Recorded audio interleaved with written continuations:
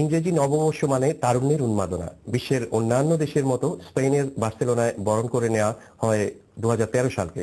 রাত 12টা বাজার সাথে সাথে স্প্যানিশ সহ বাংলাদেশি তরুণ তরুণীরা স্পেনের চিরাচরিত নিয়ম অনুসারে বিদায়ী বছরের 12টি ঘন্টার সাথে সাথে 12টি আঙ্গুর খেয়ে বরণ করে নিল ইংরেজি নতুন বছরকে। তারুণ্যের উন্মাদনাকে সামাল দিতে তৎপর ছিল আইন শৃঙ্খলা বাহিনী, তবে কোথাও কোনো অপ্রীতিকর ঘটনা ঘটেনি। বিস্তারিত জানাচ্ছেন বনি হায়দার মান্না। ইংরেজি নববর্ষ মানে তারুণ্যের উন্মাদনা। পৃথিবীর প্রতিটি দেশে স্বাগত জানানো হয় এই নববর্ষকে।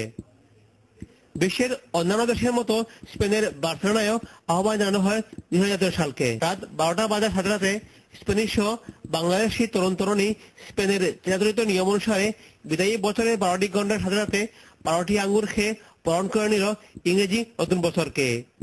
তারুণ্যের উন্মাদনাকে সামাল দিতে সেটা তৎপর ছিল আইন শৃঙ্খলা বাহিনী, তবে কোথাও কোনো অপ্রীতিকর ঘটনা ঘটেনি।